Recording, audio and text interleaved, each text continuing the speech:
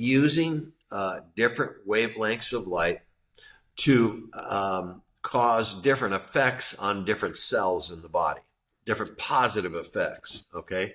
And the wavelengths that are used are somewhere between around 414 to a high of about 980. And below that 414, you start to get into the UV band of light, like you would get in a tanning bed or something like that, and which is obviously not good for the skin. And are you going through life blind? This is Eyes Wide Open with Nick Thompson. On this podcast, we share knowledge and stories that build human connection while elevating stigmatized societal issues such as mental health, holistic wellness, culture, free speech, and more. All to ensure we show up in the world with our eyes wide open. Hello, everyone. Welcome to Eyes Wide Open. Our guest today is Steve Marchese, and Steve is a serial entrepreneur and a leading innovator of beauty and wellness in the beauty and wellness industry. He's also the founder and the CEO of LightStim, which focuses on redefining the intersection of technology and beauty to provide professional-grade LED light therapy devices, promoting anti-aging, acne reduction, and overall wellness rejuvenation. Steve, welcome to the show. I'm really excited to have you on today. Oh, thanks. I'm really excited to be here. I really appreciate you having me.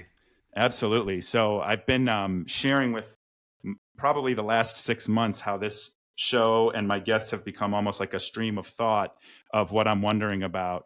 And so, a little bit before we got on, I said I've dabbled in a little bit of the home devices of red light therapy and stuff. So I would imagine a lot of my listeners are curious to learn more. So I'm glad you're here to share your expertise and give us the truth and the untruths of light therapy. So I'm excited to have this. But before we get started, I want to ask you a question of what did you want to be when you were a young kid, and how did that change over the years? It didn't change, but how I earned a living did. But when I was 6 years old, my parents told me that I badly wanted a car with a gig. That was what I called it, a gig, and that was a gear shift.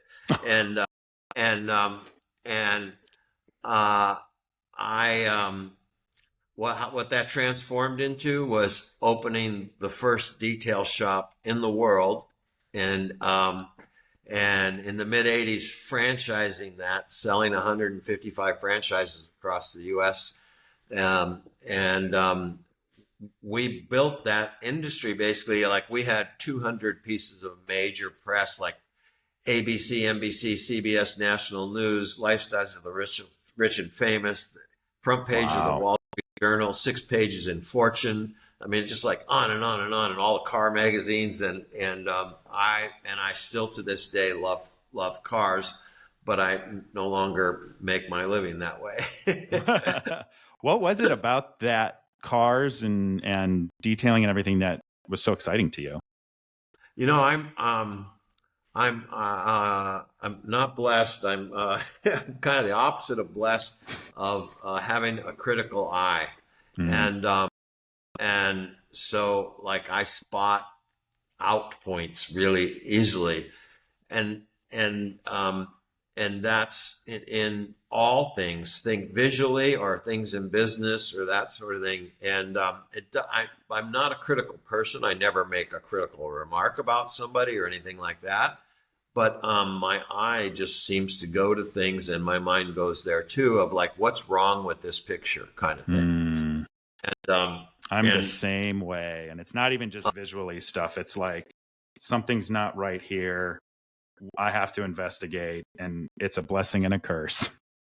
The weird thing is I never end up really going looking. It's just like right there in front of my face. It's like, which is a problem, in that when I see it and maybe others around me don't see it right away, I've had to learn to explain it so that everybody could see it. And I'd have to figure out, what did my mind go through so that I obviously see that there's a problem, apartment, or whatever it is, Right. That's so interesting, and such a like good manifestation of that is with like cars, because people, as you know, love cars.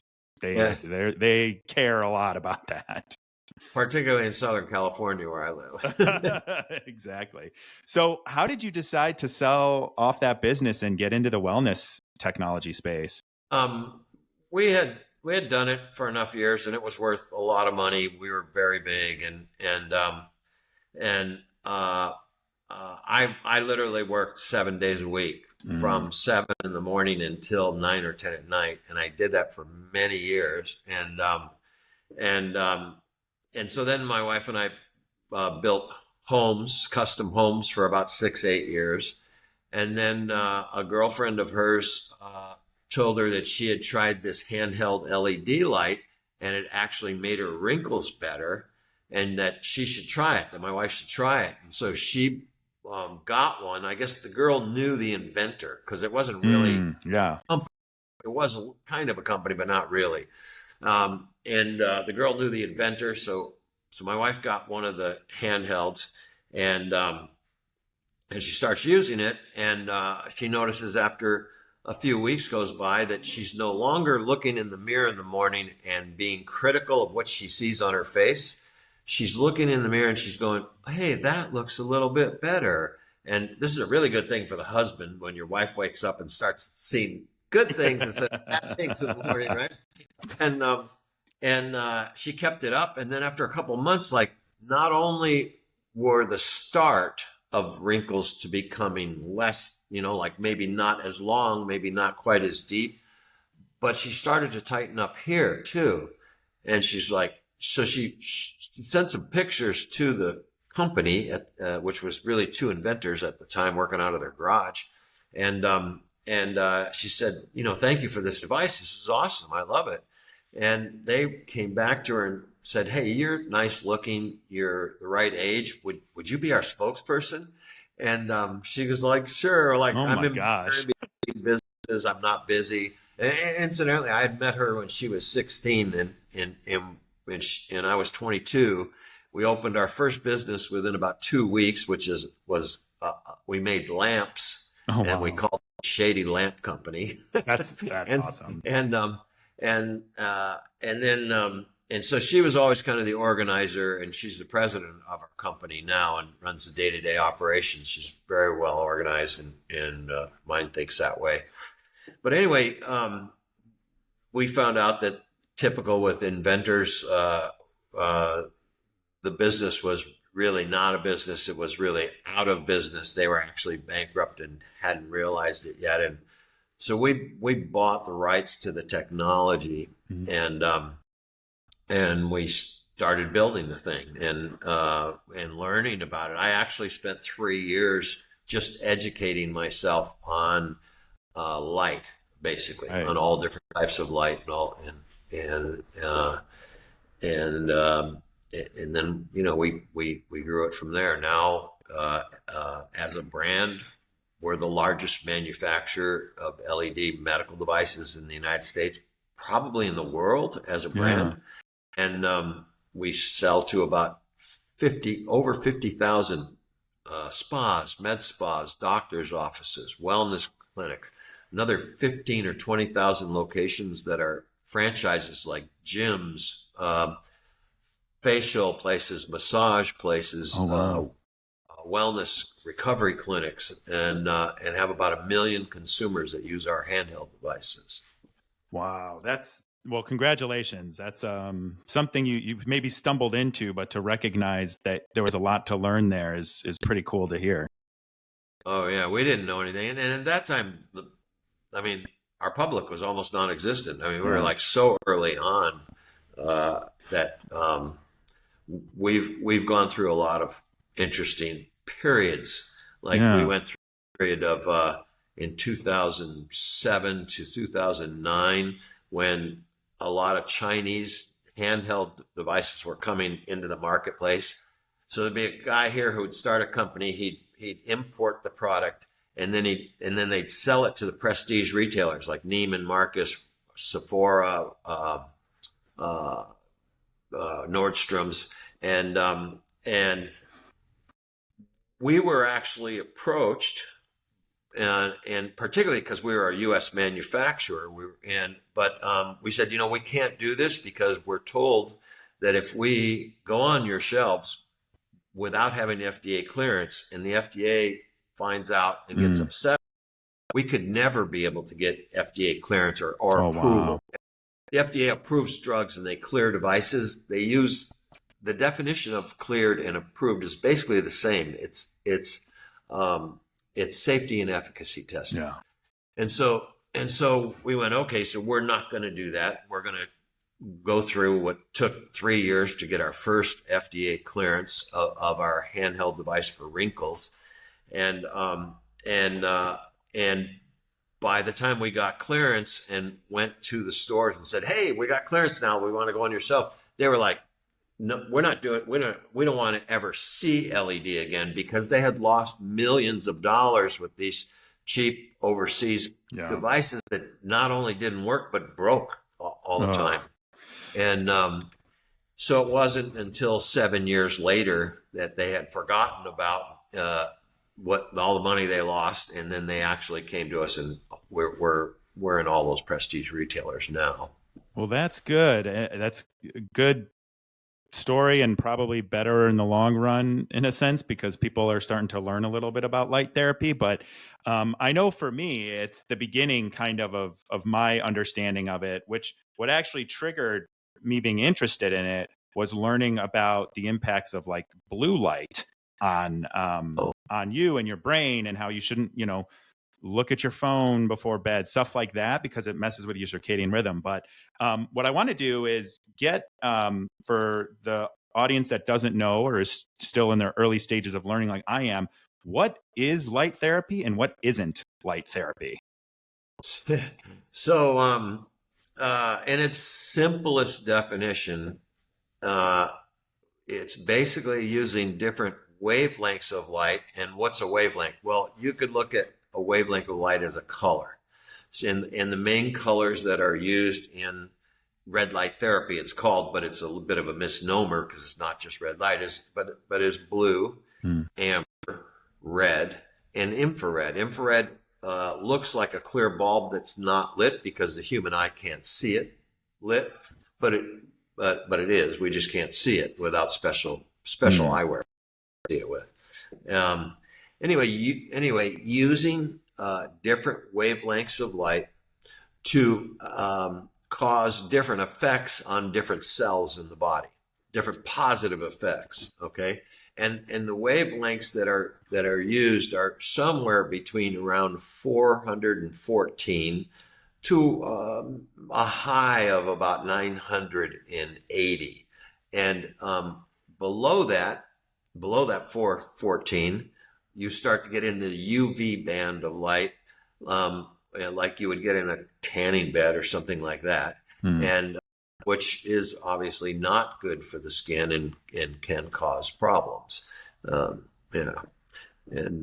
above that is basically more where lasers are. So for the most part of the and I think blue actually will eventually be replaced with red and infrared as a combination, as opposed to blue by itself, because it actually works better.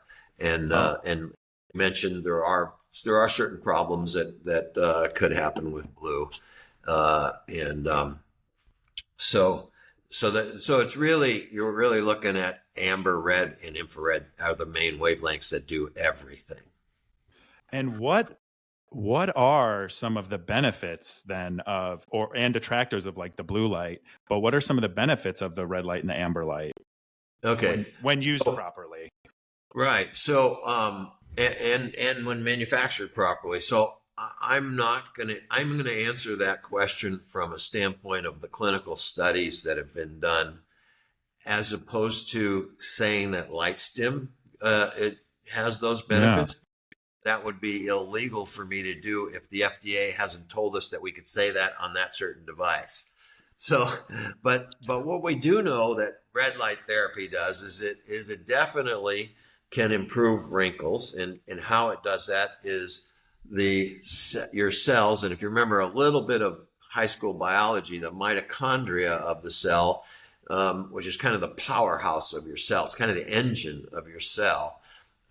It can absorb certain wavelengths of red, namely red and amber, and then it converts that red or amber light to androgenosine triphosphate, or ATP. And that's the fuel that runs our cells. And interesting thing is that most people don't know is we actually produce 8 to 10% less ATP every decade we're alive after 20. Jeez. So to give you a little reality on that, my parents both died at 100 with nothing wrong with them. That's 8 decades past 20. 8 times an average of 9 is 72. So they had 28% of a full tank of gas in their cells, which is not enough.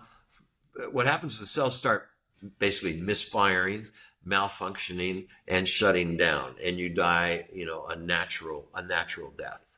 And so LED can actually give your cells a full tank of gas. Oh, wow. Yeah, and also blue LED can kill the P. acnes bacteria that causes acne. You can relieve pain with LED. Clinical studies show that that if you can get good depth of penetration, and if you've got the right wavelengths, you can release a molecule in our bodies that is trapped, that is called nitric oxide, and not nitrous oxide, which is what you get at the dentist, but nitric oxide, which is a signaling molecule in the body. It was discovered in the mid-90s by 3 scientists. And after the discovery, and this is a big thing that not many people know about nitric oxide, but it's a huge thing. So after the discovery, all these scientists and doctors started doing clinical studies on nitric oxide. And if you had a high level of it, and they usually simulated that with some kind of a gas, they would raise your nitric oxide levels.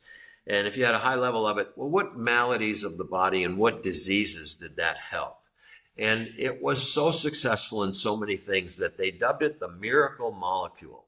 And it's really weird that, 1 out of 100 people on the street, you ask about it, will actually know anything about it. Yet, if you look up the 1998 Nobel Prize, it's for the discovery of nitric oxide. So this is a big thing. Yeah. Here's the studies that I know about that they did, that if you have a high level of nitric oxide, it reduces heart attacks. It reduces strokes. It increases blood flow to the brain. For women, it increases libido. For men, it makes their erectile dysfunction drugs work 2 times as good.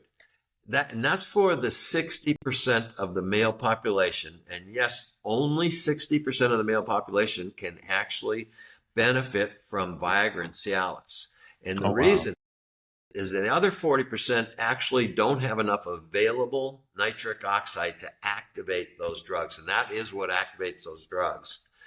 So do they maybe not even need those drugs if they have more nitric? Yes, that has been the case in some studies too, where guys were needed those drugs to deal with erectile dysfunction, but where light therapy could make that better. Wow. I haven't seen a clinical study on that exactly to show what are the percentages, but just from a non-clinical opinion, I don't think that it takes it has helped that many men rule that problem without the drugs.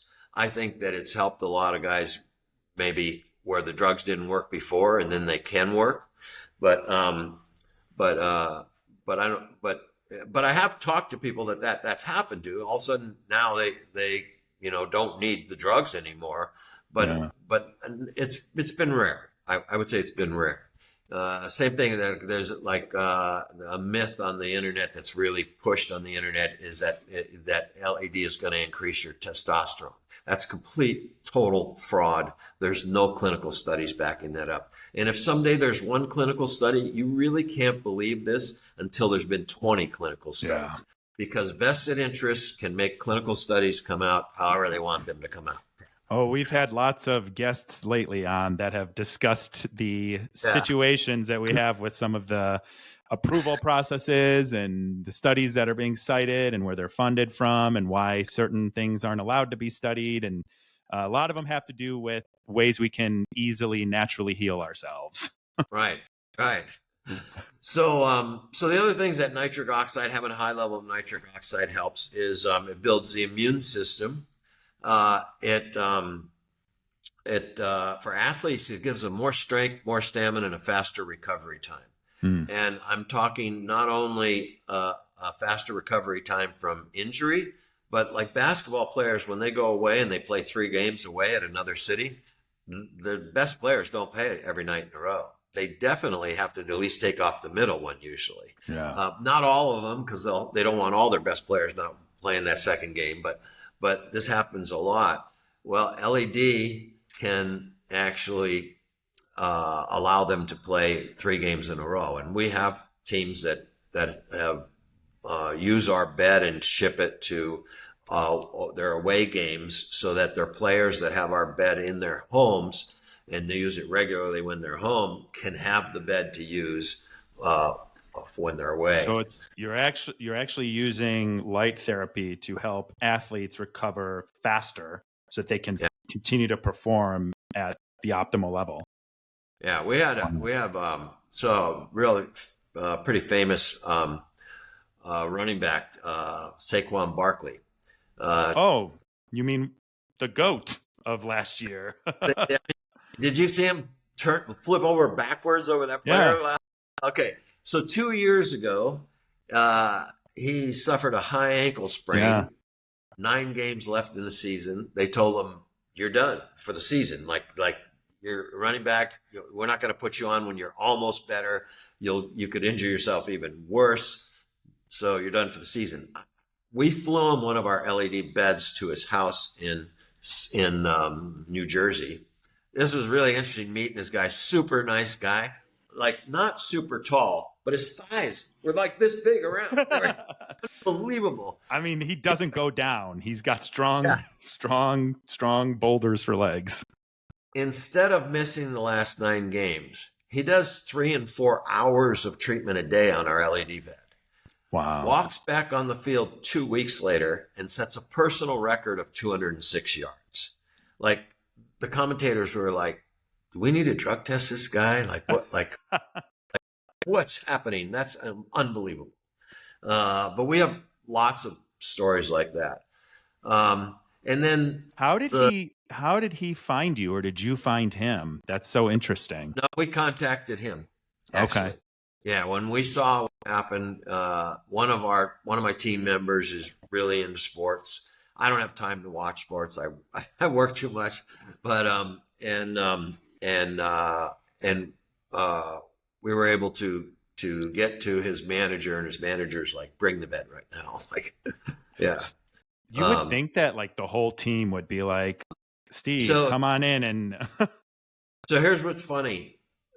Almost none of the professional teams have adopted LED in a big way or correctly, and usually it's the team doctor or the coaches. The coaches that stop it, like we're going to take their job away. Like LED is going to make the player so good he's not going to need a physical coach anymore, or and then some of them have been completely like had the wool pulled over their eyes and bought devices that aren't going to do anything at all for them. Nothing. Like zero.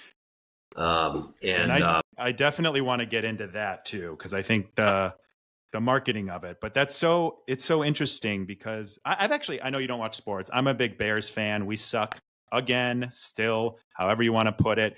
I would love if you could send an LED bed to the top corner in the NFL who sounds like he's out for the season from a groin injury. That'd be great. But I digress on that.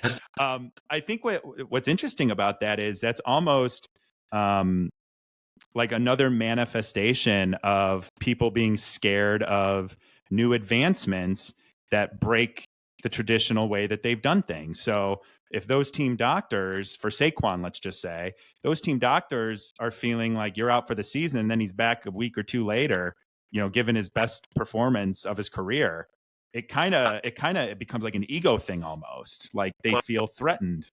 yeah, we have a lot of individual players that have our beds in their homes, but like, I mean, we haven't even have a bed in John. I can't remember his last name. He's a general manager of Seattle Seahawks. It's in his house. His family Wow. uses it every day. Seattle Seahawks doesn't have a bed, and none of their players do either. Yeah. Which I Wow. can't, like, so I don't know what it is, like but they're totally missing out because what the Arizona's Suns, I guess the basketball players, Hmm. what Devin Booker and Chris Paul have been able to do, like in recovering from injuries and playing 3 games in a row when they're away, and like the crazy stuff that they've been able to do is like John Jones, light heavyweight champion MMA fighter of the world. His like the female. He's not even a counterpart. Like she's way above everybody. So Chrissy Cyborg, who's like the only person, man or woman, to win like the triple crown of MMA fights, like is on our bed. Yeah. Like a lot. I mean, we like, yeah, a lot of celebrities that and celebrities that are like actors and that sort of thing. Yeah. Too. Yeah, I want to I know you dabbled in this a little bit, but as with everything, when you go online and you read about light therapies and just light in general and what it does do and it doesn't do, there's a lot of information, and I say this about pretty much everything now on the internet. You can find something to prove or disprove whatever you want. The same, you can find people that say light therapy is great, it helped my wrinkles. You can have people that say the absolute opposite, and you can find seemingly credible sources for all of this stuff. So from your perspective and what you've seen and experienced, what are some of the biggest misconceptions or lies that are out there on the internet about light therapy? Um, I'm going to separate this in 2 different stories. We'll take we'll set aside the legal stuff and look at like some of the myths and that sort of thing. So some of the myths that are perpetuated would be green light. So anything that's got a green LED in it, run.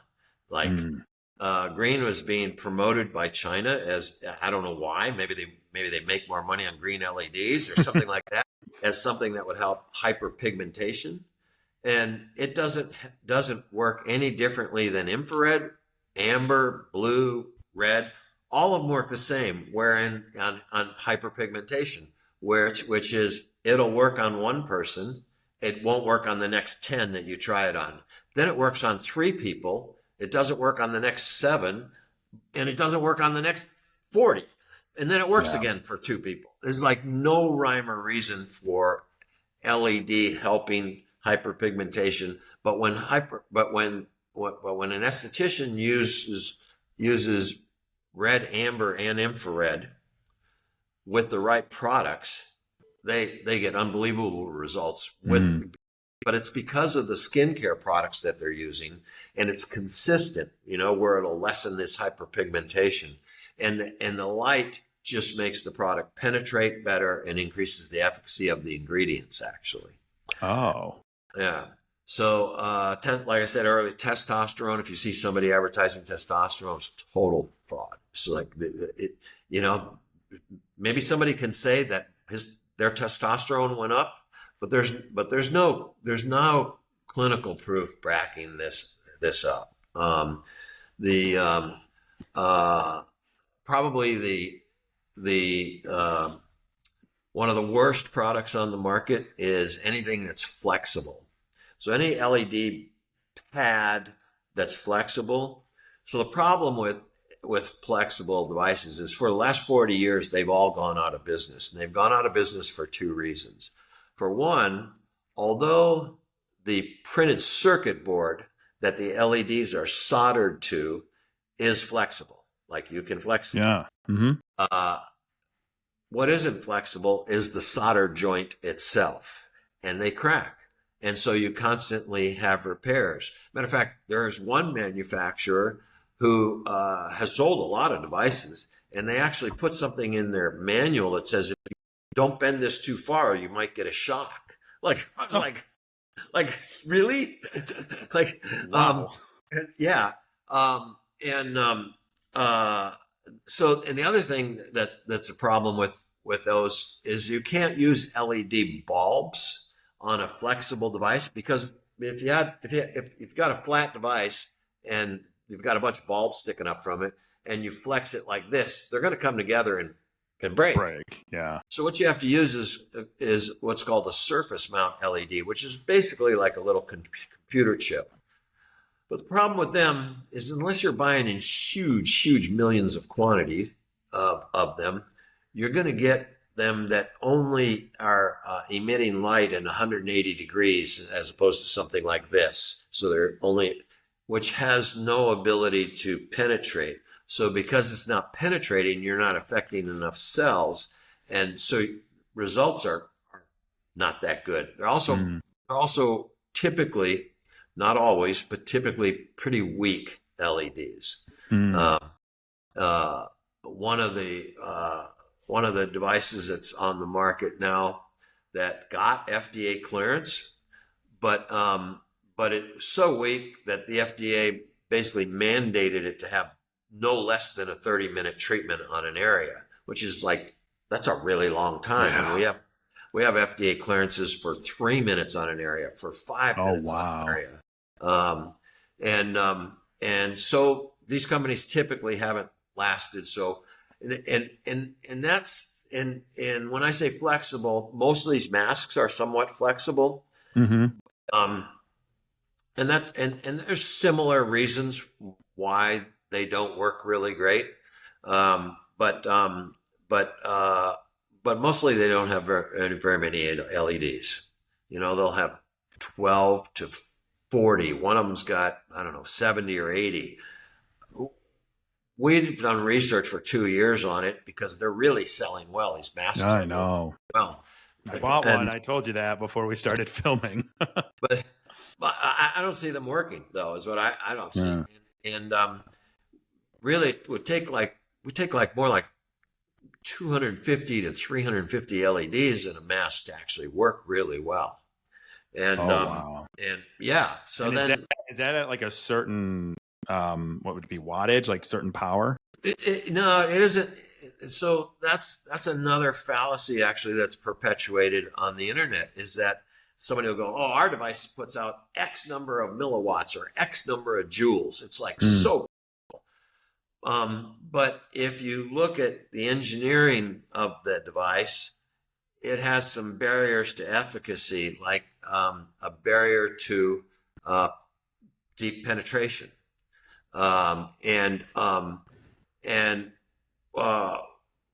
Nobody's talking about penetration, and penetration is the biggest thing in LED. And here's the reason: if you're only able to light up the skin and you're not getting any penetration in a 1-inch square, you're treating 19 million cells whose sole job is the skin. Okay, so it's not so important to your life or your health or anything like that. If you could go down 1 inch and cube that, or even 3/4 of an inch, now instead of 19 million cells, you're affecting 400 to 600 million cells who have a huge variety of jobs throughout the body. And that's like deep in too, right? Not just on the surface. 3/4 to an inch, and they're 400 to 600 million cells. So I would rather be treating 400 million cells with 2 joules of energy than to treat 19 million that only have to do with my skin with 100 joules. I don't care how much. Like for health and wellness, like I want to treat as many cells as I can with some LED, and I know there's going to be a positive effect. So that's a huge thing that's nobody's talking about. That starts to go over into this legal area that that I had mentioned earlier. Yeah. Let me see if I can think of anything else that I just touched on.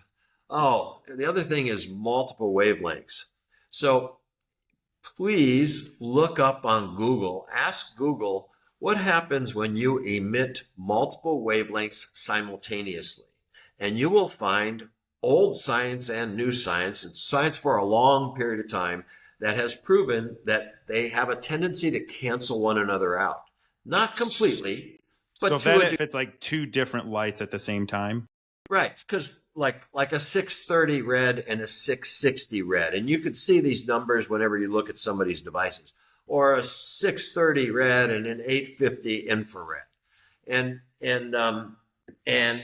so all of them are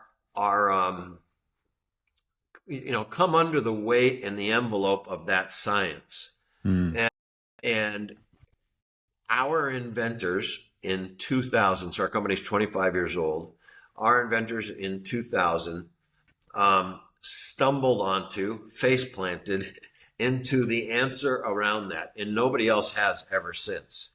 And so what happened was we came out with the first multiple wavelength lights. There were none before that, and they really worked well. And we're a family business. We didn't have deep pockets to market ourselves into the position of being the size we are now. Yeah. But what got us there was estheticians and doctors talking to one another about how well our device worked.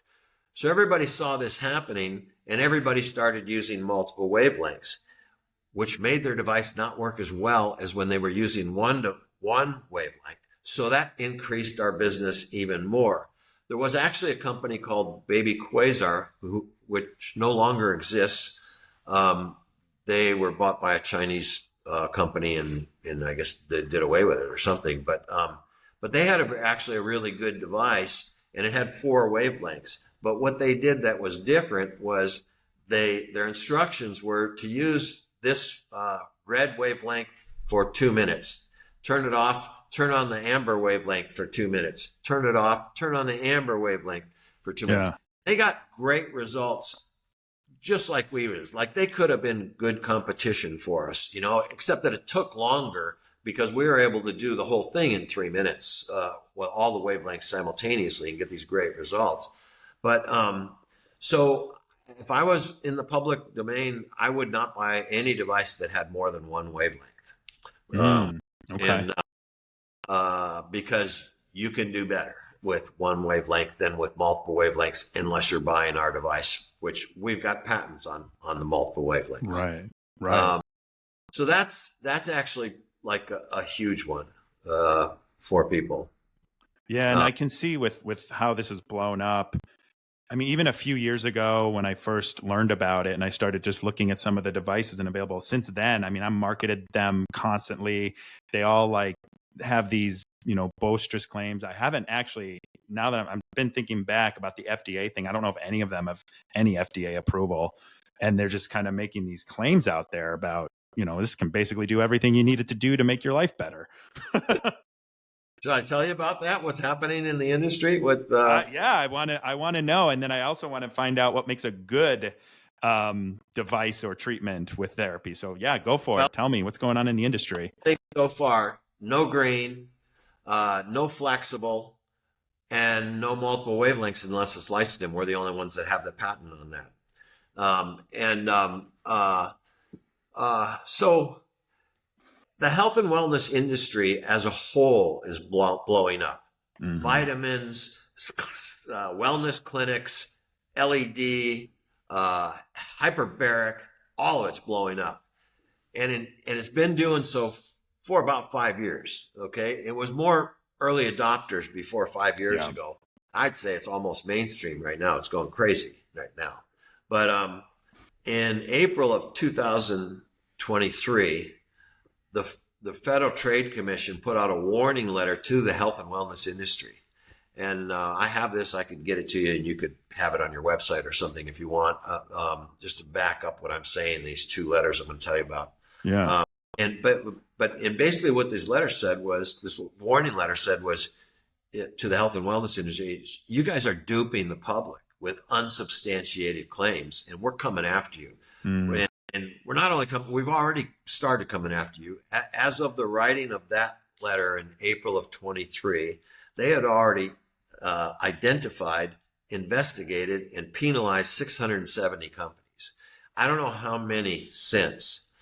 The next thing chronologically that happened was the class action lawsuit firms saw that letter and went, whoa, low hanging fruit for us, boys. Like, let's go sue people. And we've got the government behind us. And when they looked at LED and they saw Lightstim, they went, they're big, let's go after them. And so for 6 weeks and about $50,000 in legal fees, that cost me. At the end of it, after showing them every device we have has FDA clearance, every device has clinical studies done for the FDA behind it. Every device we have letters from the FDA saying this is FDA cleared, and these are the words that you can use in your advertising. And then they match that against our website. After all that, they not only stopped the lawsuit, they apologized and offered me a job as a consultant. Oh wow! Which I did not take, but so that was the next thing that happened, and they're active right now. They're running ads on social media to say, have you tried one of these masks? They're particularly interested in the masks right now, and I know that they're also interested in the full body stuff, anything with beds or panels, that sort of.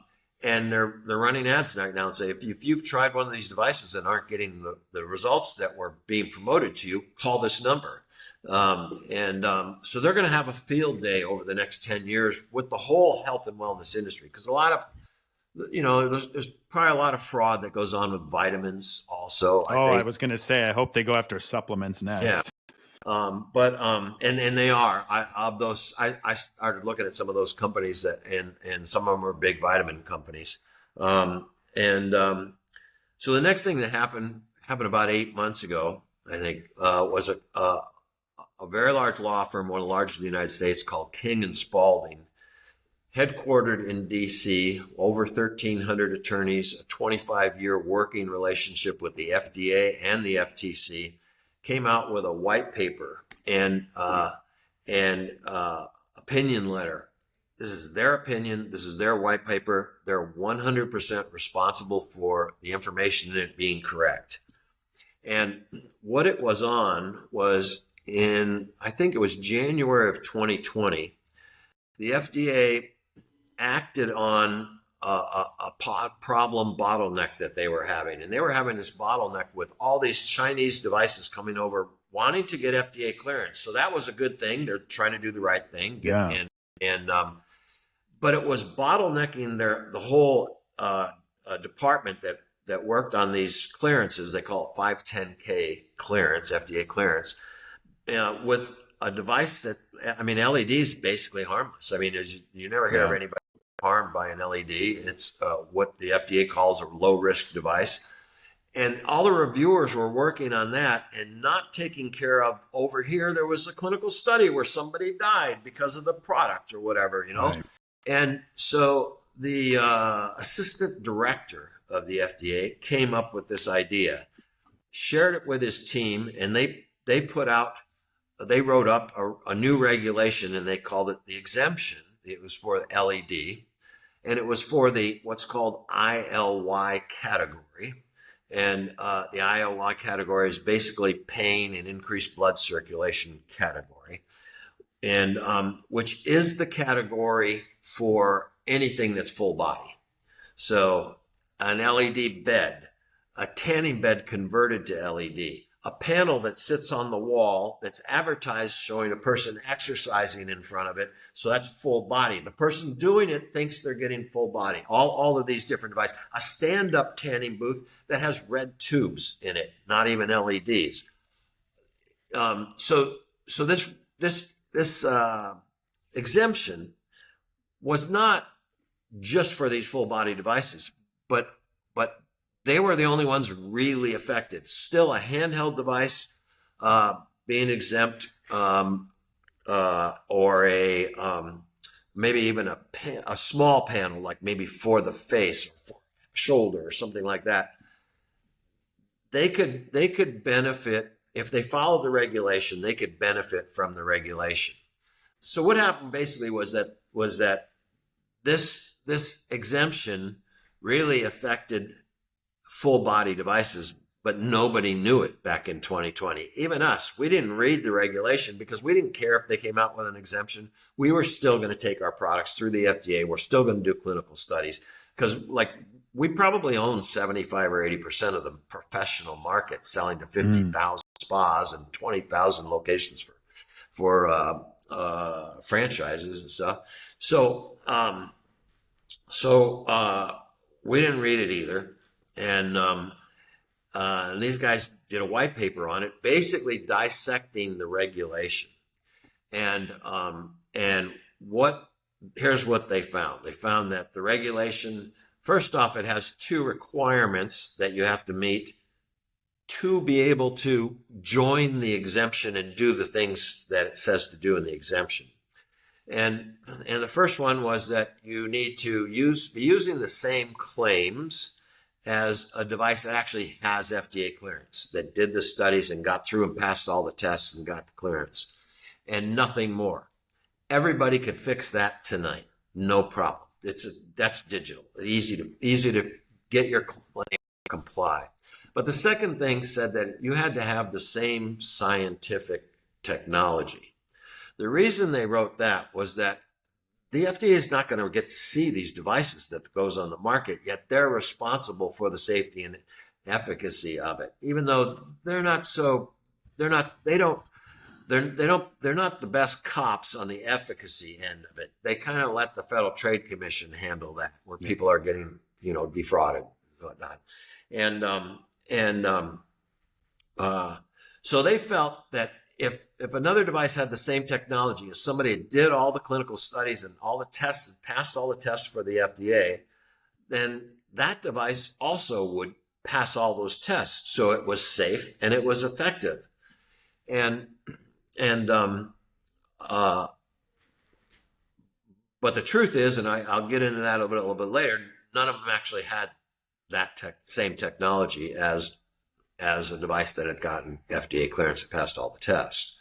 And then the third thing was that it said this is FDA speak, so it's FDA language. It said, and you don't have to submit any of the tests or anything. When the FDA says you don't have to submit any tests, that means, you do have to do them. It 100% means you have to do all the tests that anybody that got FDA clearance had to do, and pass them all and put them in a folder and put them in a file. So someday when the FDA or the FTC walks in your door and the FDA comes in with actual guns on their whole, like they actually come in with guns. They've come in and inspected us before. Jesus. Go, look, I'm 100% legal. Here's every test. We passed every one, and crossed our T's, dotted our I's. And they don't have that, like, that you can submit through some sort of online portal, so they don't have to show up with guns. Oh no, that's when they do an inspection, particularly an unannounced inspection. But we've found that the guys at the FDA are good guys. Like, and I'm talking about devices. I'm not talking about drugs or what they did COVID with all that kind of stuff. But the guys in devices are tough. You can't mess around with them. You gotta be straight up and do what they say and give them good data.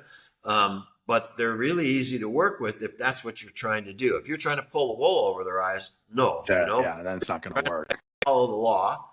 They're great to work with, and they're helpful, actually, which I'll tell you about in a minute.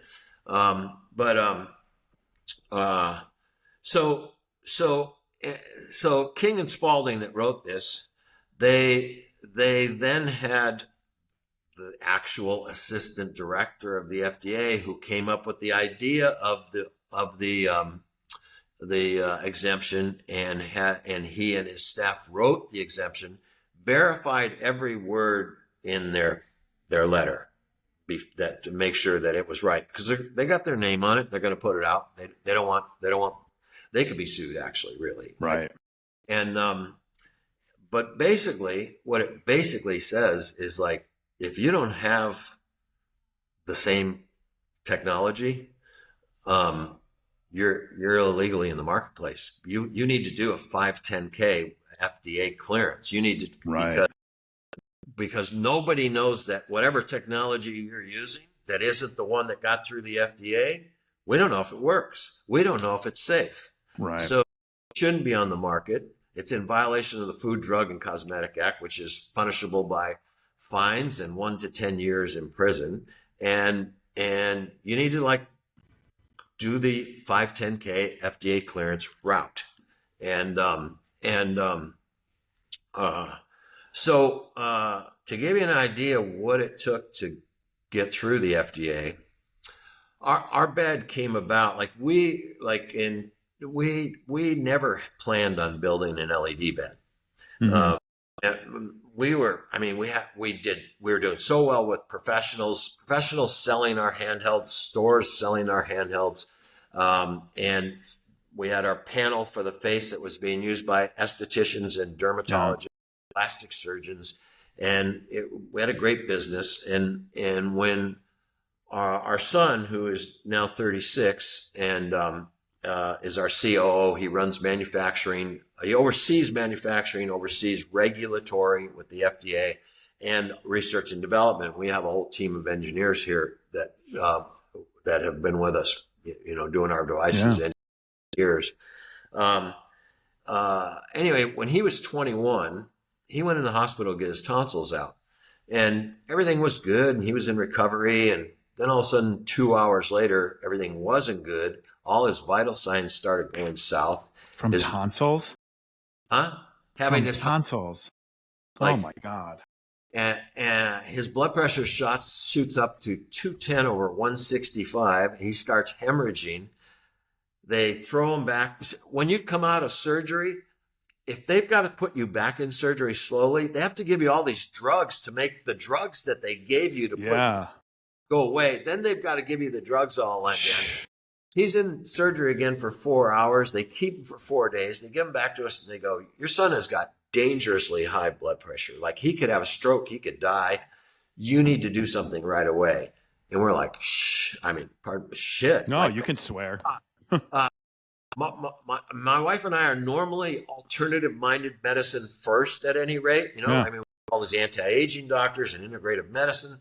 But somebody tells you your kid might have a stroke and die at 21 years old, and he's the picture of health. I mean, he's a California boy, like probably 12% body fat. He's like healthy, strong.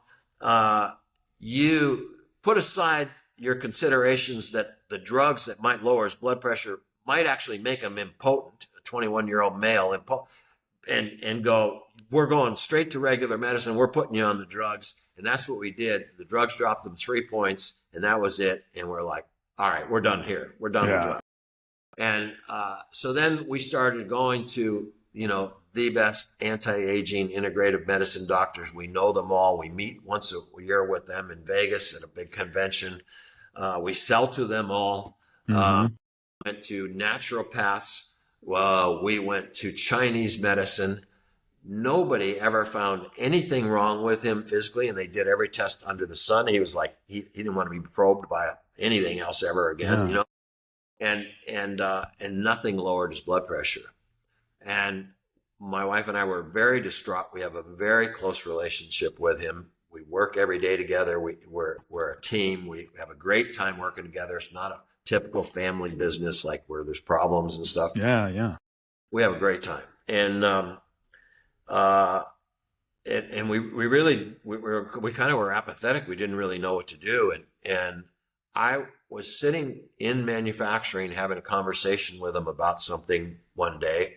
We weren't even open. It was a weekend, I think. I hate to say this, but a light bulb went on in my head.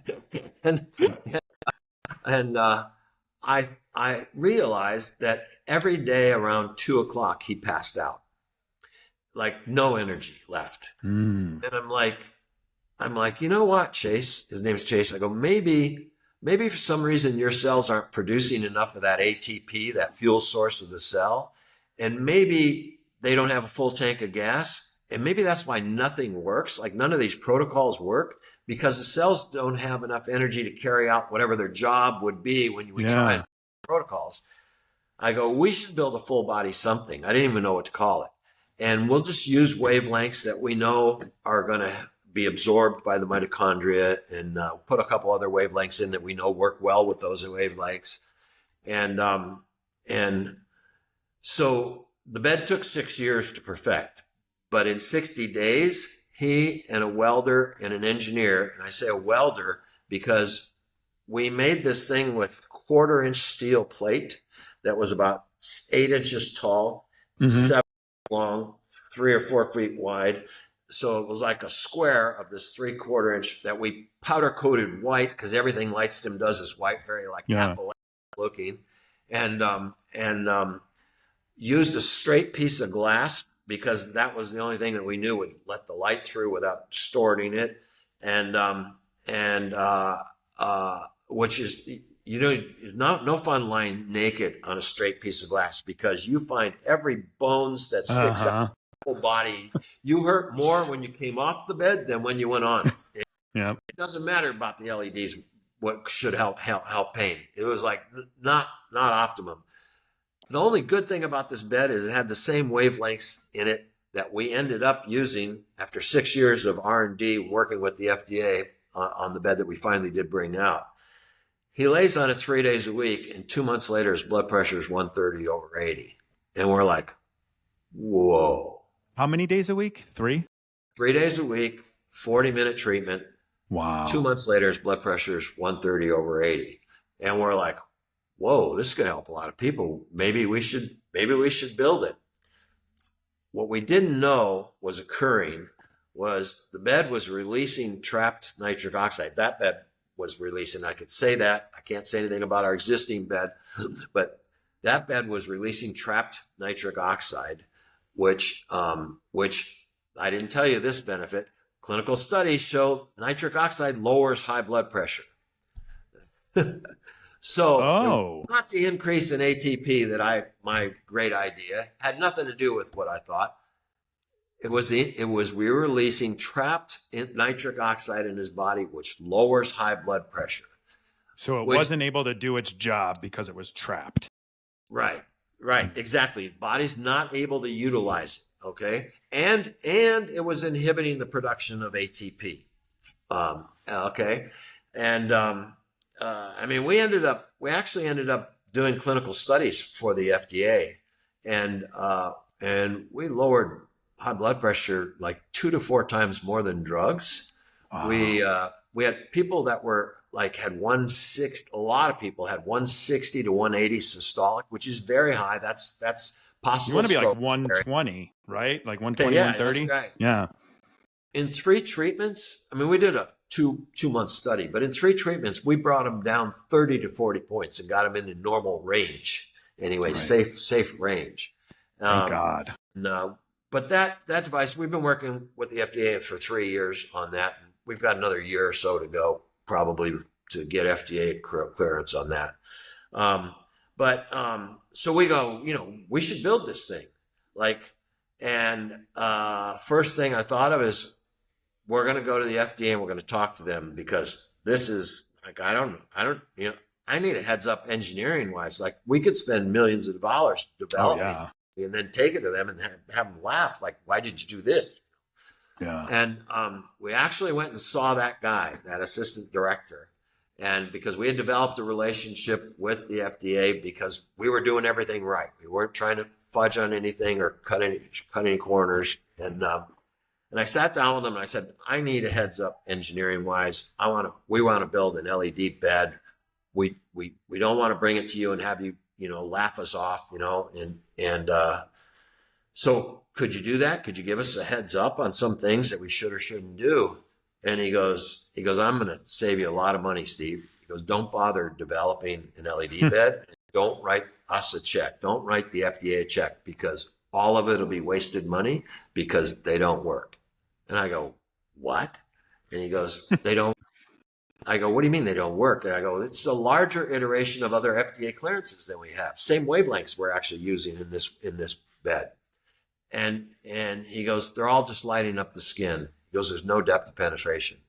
And I go, what? He goes, you have to affect a lot of cells in a positive manner to get a measurable result in something in the health and wellness area, or pain or whatever. You can't just be lighting up the skin. And I'm like, okay, well, why didn't they get any penetration? And that started this 6-year conversation. We learned 3 things during this time. And we thought, as big as we were, how many years we had, our engineers, how much knowledge they had and had developed over the years. We know a lot of things, so we knew light loses power exponentially as you leave the tip of the bulb. Mm-hmm. We had no idea that if you're further than 3/4 of an inch away from the tip of the LED bulb, and this is with LED, it's not lasers. Lasers can be far away. Yeah. LED loses its intensity so quickly, there's no way you're going to penetrate deep into the skin. Okay, if you're further away than that, which was like everything is on the market that is further away than that. So that was why we built a one-sided LED bed that you flip on halfway through the treatment. And we made it so you're a 1/4 inch off the tip of the LED bulb. That's the only reason it doesn't have a top. And I've seen people try to make tops and stuff like that are going to fit a body. Well, whose body's going to fit? Yeah. Like, whose body's going to fit? It's going to, like everybody's body's different. One guy's stomach sticks out a foot. Another one's so skinny you see the ribs. Or flexible. Well, now you're using a flexible and you're using those surface mount LEDs, and you got all those problems no penetration either. So that was the only reason we did a one-sided bed that you flip on. And the bed lets you know to flip on it halfway through the treatment. The second thing was we knew that we were going to use LEDs that were emitting light at about 15 to 45 or 50 degrees at most, because we knew that if you go wider than that, they lose their intensity so quickly that there's not going to be any penetration. And you could demonstrate this yourself at home with a flashlight. Hold it on a wall, like hold it 1/4 inch off the wall, and then start backing it off. You get a couple inches away and it's like, it's complete, no intensity at all. It's lighting up a wider area, but there's no intensity for penetration. So we built lots of models during these 6 years trying to break these barriers that the FDA set. So we built some beds with the wavelengths like that had that angle of light being emitted. No penetration though. We're like, what happened? Well, the acrylic that we're laying on, you don't lay on the LEDs, you lay on the acrylic, was actually distorting the light out to 180 degrees. So my son is like super researcher, and he's like, can I have some money I want to buy a bunch of devices. And I go, okay, what are you going to do with them? He goes, I want to see what's happening with this acrylic problem. So he buys like every device he can get his hands on the market, and everything on the market has got this problem. And we're, well, you might go, wait, you've been doing this forever, Steve. Like, why didn't you have the problem before with your handhelds and your panels? Well, they're the only devices on the market, handheld or panels, that are not covered with an acrylic. Matter of fact, the FDA instructions on the handheld say to hold the LED bulbs gently touching the skin. So we never had that problem. We didn't know the problem existed, but yet everything we tested did. So we start contacting manufacturers, and we find the 4 biggest manufacturers of acrylics in the United States. And my son spends 2 years working with all of them before he came up with, or one of them came up with, an acrylic that actually let the light through without distorting it. And so we solved that problem. Wow. The third problem, and the last problem I'm going to bore you with here. is It's interesting. I mean, at the very least, what this shows, to me anyway, is that there's a lot of devices out there that aren't doing what they say they're doing, because it's much more complicated than putting a red LED light into some device. you might as well use a Christmas light bulb, LED, Exactly. because if you don't solve these problems, particularly in full body, I'm not so much talking about handheld devices or Mhm. face, I'm talking about full body. If you don't solve these problems, you can't be effective. And so the third thing was the FDA test for efficacy. So somewhere in the FDA's greater wisdom, they had determined that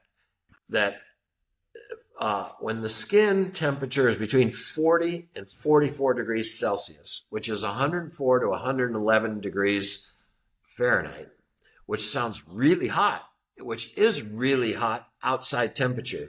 But if I was to heat your skin up right here to 104 degrees, you would describe it as, oh, that's like a soothing, gentle, relaxing warmth that, like, I could fall asleep if my whole body felt like this. Mm-hmm. And they had determined, I guess, that that's where the benefits really happen. Not that they don't happen also below or above, but if you're in there, that's where you're going to get your bulk of your treatments. That's where you need to be. And that was the test. Well, the test is easy to pass with a handheld going like right here on this one spot. Eventually it comes up to that temperature, and if it gets too hot, you could regulate it by holding it off, that sort of thing. But the whole body, nobody had ever passed this test. And this is another reason he's telling me, don't bother wasting your money. Mm-hmm. Like, don't build an LED device.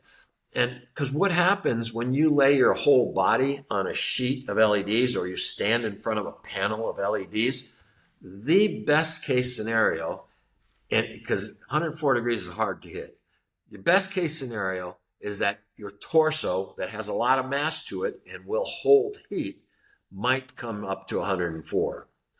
But according to Google, your arms and legs are 58 to 68% of your total body mass. So more than half of your body mass is never going to come up to that temperature, because it doesn't have the mass to hold it. Right. It dissipates the heat, and you would have to be heating it with a higher degree of temperature than you would here.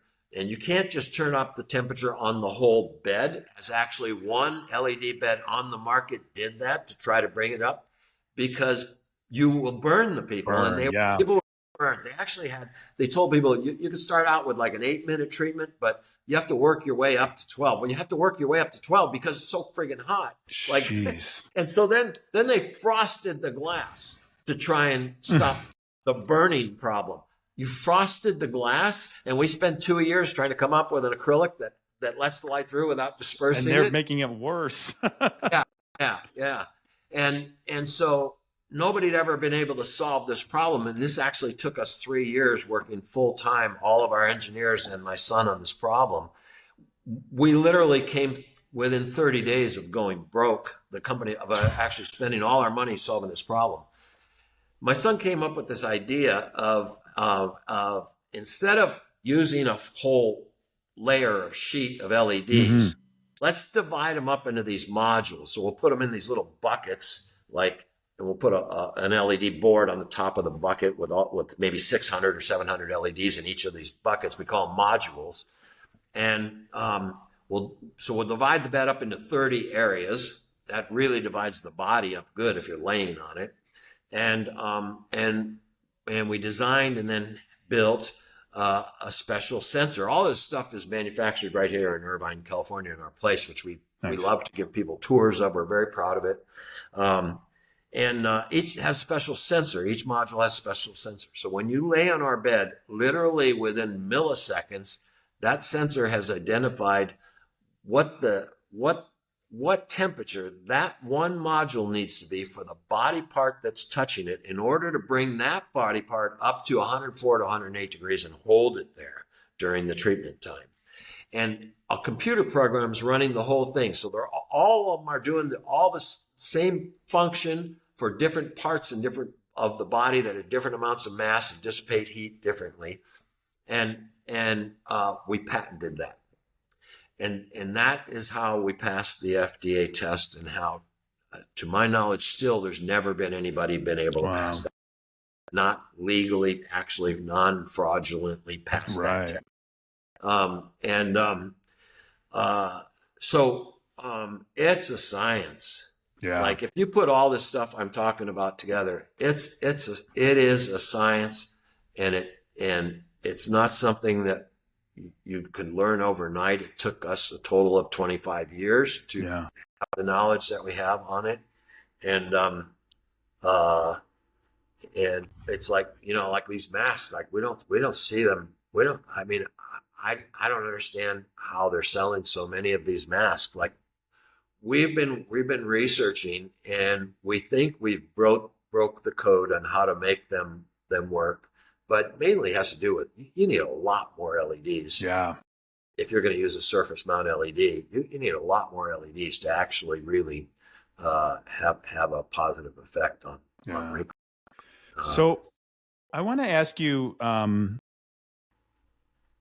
think my biggest takeaway here is that it is a science, as you put it, where it is not as simple as buying a mask just because it's LED. And I think people, by and large, if they knew some of this stuff, would think about it differently. But what are maybe a couple of things that someone who's maybe looking at a mask or has a mask or wants to benefit from light therapy, but it doesn't really know where to start? Well, I would say, and I'm not going to say you have to buy LightStim, like our LightStim handheld device, which is our LightStim for wrinkles is probably the most popular handheld in the world.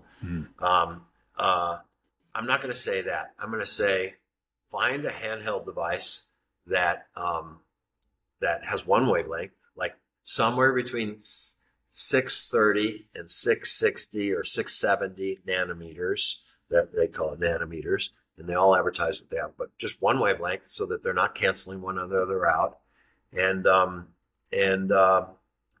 hopefully that has FDA clearance. That would be really nice. That would be, because they've done they had to do clinicals. They had to do one of two things. So you could still, it's easy to pull something over on the FDA. You don't have to do the clinical studies. You can sign a piece of paper that says, under penalty of perjury, my device is exactly the same as their device, who did the clinical studies and has FDA clearance. Jeez. And they will give you FDA clearance.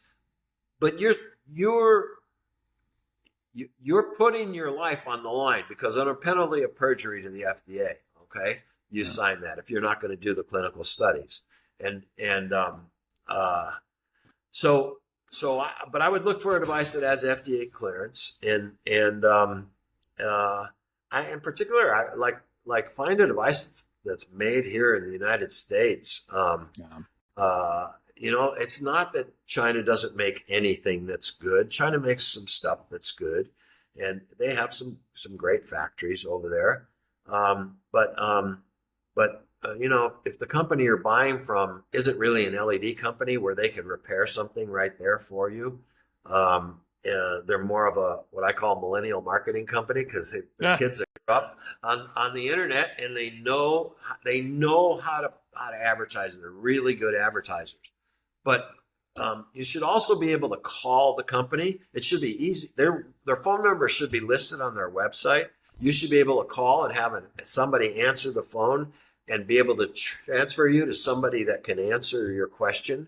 I mean, this is just basic business, go that far, and you're like light years ahead of anybody just buying something off the internet without knowing any of those things, No, I think that's a really good point. I mean, some of the times I think we all get so wrapped up in what our favorite influencer is saying, or a price, which is a real thing for some people, right? You got to find something that's maybe a little bit of a cheaper alternative, but having some basic fundamentals that you require before you make a purchase, like FDA approval on a device like this, having the right wavelengths, I think that's really tangible stuff people can look at and find something that works for them. And a real company. It's funny you mentioned influencers. I think of two examples of influencers. So the whole testosterone thing on the internet and LED got started by a well-known influencer. Not surprised. In the space that person was in, he had built a reputation, And now he could come out and say certain products work, and they believe him because he had a reputation in some other thing. That was also, and you only have to pretend to be an expert. That's the thing. The mask never had any chance of getting going. It failed for years until Kim Kardashian picked one up and did a selfie with a mask on her. And that's where it started. Does she use it, or does she use LightStim devices? Well, all the girls have our Pro panel, and we did not give it to them. We refused to give them free product. They tried to get it from us for free. Yeah. All of them bought them through their estheticians in Beverly Hills, and they're not using that mask that unless something's changed in recently. Trust me, so influencers can really have an effect, and you need to, your influencer should have a track record of promoting products that you've tried, and you're like, wow, they work. Yeah. She's right. I'm glad she told me about this product. Yep, that's unfortunately far from the truth. My own experience as well, where it was crazy to say no to some of the money people try to throw at you, but it's like, I would never use that product, so keep your money is my philosophy. But most people that are influencers, they take that money, and then to me it makes a lot, if you follow the money, it makes a lot of it untrustworthy. So before we wrap up, because I know we're over time, and I want to give you a chance to ask me anything. Oh no, that's okay. This is very, very good to me. I want to be respectful of your time, and I gotta work. But I was like, I'll give you a chance to ask me anything. What were you gonna say? Where are you located? I'm in Chicago. Oh wow. Yeah. Okay. Yeah, I live in Chicago. I live like about 2 miles from downtown in a neighborhood called Wicker Park. Ah, great. Yeah. Can you tell me your other job that you do? Oh yeah, sure. I do software marketing. I'm a head of marketing for software. Yeah, my it's my whole career has been pretty much in software marketing, and now I lead a team. Nice. I'll have some for you offline later. Heck yeah. I love sharing and talking marketing with people, because I think there's so much change that's happened recently, and that's on every side of it. And so I'd love to answer any of your questions. And did we send you a LightStim for wrinkles? You did not. No, you didn't. Oh, so shame on me. Please send me your address. I'd like to send you a LightStim for wrinkles, so you'll have a good. You're young. Your face looks good. But everyone tells me I'm 40, and I think my skin is terrible, but people always tell me I have such good skin looks good. Looks great. You. Yeah. Well, thank you. Thank you. Well, yeah, I'd be happy to send you my address for that. So thank you. I appreciate it. Cool. So before we head out, tell people where they can find you on the internet and where they can learn more about LightStim. So lightstim.com, that's LIGHTSTIM. Matter of fact, I'd like to give you a 10% discount code for your viewers if you'd like. We would love to do that. I will put that in the show notes. Absolutely. So you'd get 10% off on everything on our retail website. And if you have questions, call in. We've got 3 girls answering the phones here. And if they can't answer your questions, because they answer a lot of questions, they will get you to an educator, or sometimes it even goes to me when somebody's got really technical questions. I like doing that, getting involved. Yeah, I hear you. That's great. And thank you. I'll put that discount code. All of those links for everyone will be in the show note. I will also quickly record something about the discount code for the beginning as well. So we'll put that there in case people don't make it all the way to the end. But thanks again, Steve, for your time and sharing your knowledge, your expertise. And, obviously we'll keep in touch. And I am really grateful for the work that people like you do to really sort of change the game on some of these newer technologies, and light therapy being one of the things that I think people are very curious about. So thank you. Well, thank you for having me, Nick. I really enjoyed speaking with you, and love to come back sometime and do another one down the road. I would love that too. We'll make it happen for sure. Okay. All right. Thank you, Steve. Take care. Thank you for joining us on this week's episode of Eyes Wide Open. If you enjoy the show, the best way to support us is by sharing or dropping a review. For more information and content, check out engagewithnick.com or find me on Instagram at nthompson513. Don't go through life blind. Do the work so you can show up in the world with your eyes wide open.